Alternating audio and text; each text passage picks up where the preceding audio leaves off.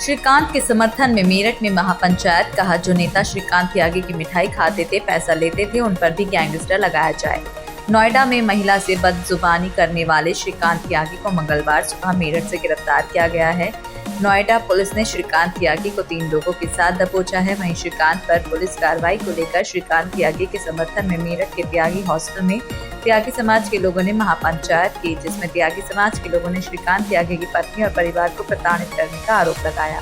त्यागी समाज के लोगों ने कहा, श्रीकांत त्यागी ने भाजपा पार्टी को सम्मान दिया, पैसे खर्च किए, गाड़ियां खर्च की, वीआईपी होटलों में खिलाया और अब 2 मिनट में पल्ला झाड़ दिया कि हमारा कोई लेना देना नहीं।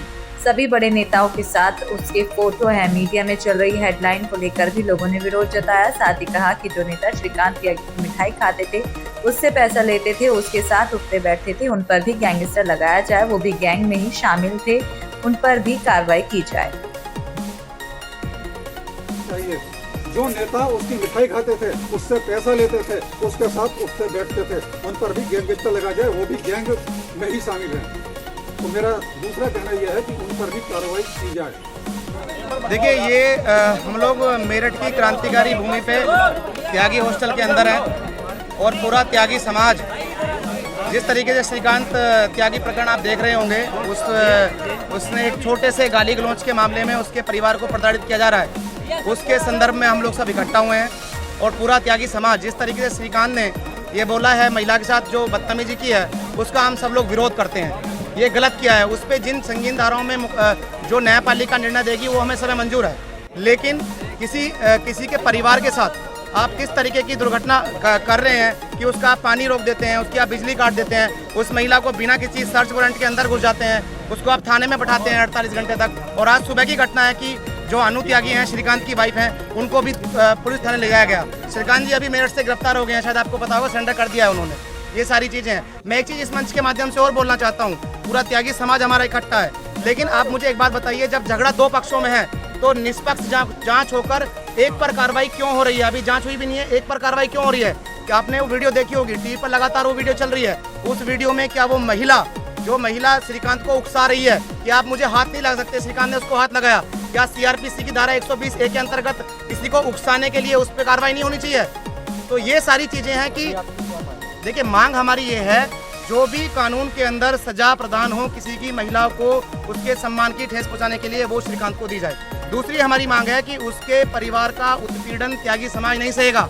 हम बिल्कुल भी किसी तरीके से उसके परिवार वालों का, हमारे कुछ साथी लोकेंद्र त्यागी डबाना और उनके अन्य साथी कल वहाँ पे मिलने के लिए गए, उनको गुंडा बताकर और श्रीकांत के गुर्गे बताकर उनको अरेस्ट करके गुंडा एक्ट में उन्होंने वहाँ पे भेज दिया। मेरे परिवार के साथ में या मेरे पड़ोस में कोई दुर्घटना होती है या कुछ होता है तो सीधी सी बात है, समाज खड़ा रहता है। और समाज के लोग केवल ये जानने के लिए गए थे कि उन बच्चों का एक वीडियो वायरल हो रहा था कि हमने खाना नहीं खाया है, हम अपनी मम्मी की वजह से परेशान हैं।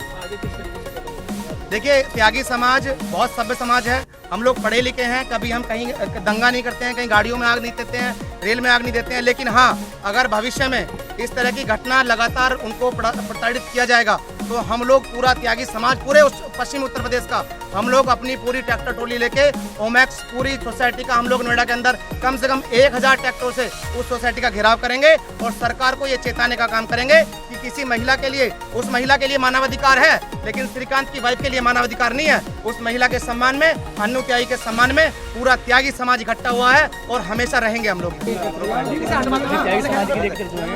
समाज के ऊपर जुल्म हो रहा है श्रीकांत त्यागी भाई के ऊपर। हमारा प्रश्न ये है, श्रीकांत भाई अपने आवास पर थे, वो महिला के आवास पर नहीं गए थे, ठीक है, महिला उनके आवास पर गई थी। जो वीडियो, जो छोटी छोटी क्लिप मर्ज करके दिखाई गई है, वो क्लिप पूरा मैटर वो दिखाई नहीं गया वो, ठीक है। उससे पहले क्या वहाँ पे उस महिला ने बदतमीजी की उनकी वाइफ से, उनकी वाइफ के साथ जिस तरीके से उन्होंने व्यवहार किया है, वो बाद में फाइनली वो अपने घर से निकले हैं, अपनी वाइफ के साथ वो बदतमीजी देख लेते हो। बाहर निकलने के बाद वो लेडी उनको उकसाया जा रही थी बार बार कंटिन्यूसली कि आप मेरा हाथ आगे दिखाओ। वो कुछ नहीं बोले ना, उन्होंने एब्यूजिंग वर्ड यूज़ करा उस टाइम पे, ठीक है। उन्होंने क्या कहा कि भाई इसको लेके चले जाओ, इसको लेके चले जाओ, मैं कैसे जानता हूँ, उसको लेके चले जाओ। लेकिन वो लेडी जाने का नाम नहीं ले रही थी वहाँ से। वो कंटिन्यूसली वो मांग ये है, ये जो चल रहा है, गुंडागर्दी चल रही है, अगर वो अपनी जगह ठीक थी, वो लीगली काम करना चाह रही थी। आजकल डिजिटल है सब कुछ, नोएडा अथॉरिटी डिजिटल है, आप कॉन्टैक्ट कर सकती थी अपने फ्लैट पे बैठकर, नोएडा पुलिस को फोन कर सकती थी वो अपने फ्लैट पे बैठकर। क्यों उनसे आगे जाकर आर्ग्यू कर रही हो, क्यों उनसे बहस कर रही हो? ऐसा मुद्दा है, क्यों तो उनको गाली देनी पड़ता है उनको।